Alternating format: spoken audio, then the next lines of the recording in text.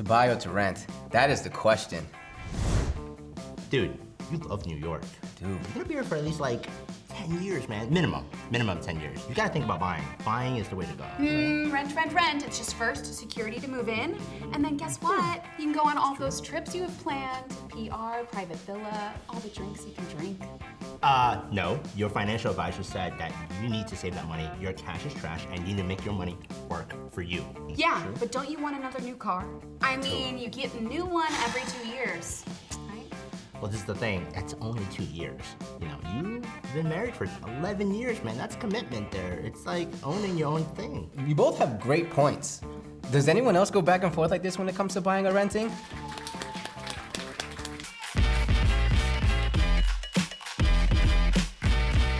Buying or renting in New York City is a serious question that we ask ourselves very frequently.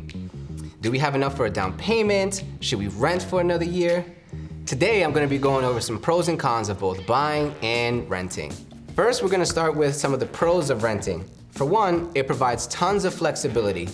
You only have to pay first month's rent and security to move in, and typically your leases are anywhere from 1 to 2 years. Secondly, any maintenance or upkeep, that can be quite expensive, but the good thing is that all falls on the landlord and you do not have to worry about any of that. Also, if let's just say you have to leave for work for a couple of months, you don't have to worry about any of the maintenance or upkeep while you're away. Except, who's gonna feed your cat? Now let's talk about some of the cons of renting. For one, your rent can go up every single year depending on how your landlord woke up that morning. Secondly, you're not building any equity. So every time you pay your rent for the year's term, you don't get to see any of that back. Thirdly, there's absolutely no tax incentives unless you work from home and you can write off a small portion of your rent. Additionally, you can't make any improvements to the apartment without the owner's approval.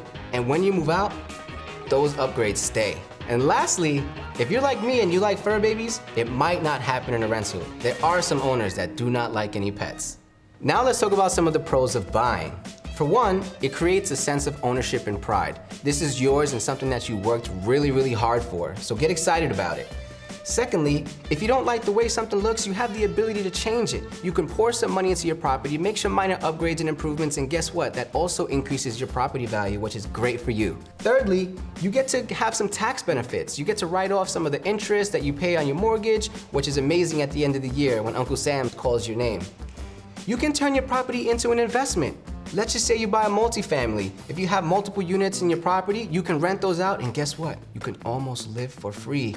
Just like renting, buying also has its fair share of cons. For one, it's a huge responsibility, financially and also with your time. There's a lot of upkeep that takes a lot of money as well. Additionally, yeah, you're not renting, however, your taxes can increase year by year, which can get quite costly. Buying is also much more expensive up front. You're looking at anywhere from 10 to 20% down, plus any closing costs that you have. And lastly, monthly expenses can fluctuate. You may walk into your house and you may see the Niagara Falls coming out of the roof, and that can be quite costly. So buying or renting is more than just a big financial commitment. There's a couple things that you need to think of.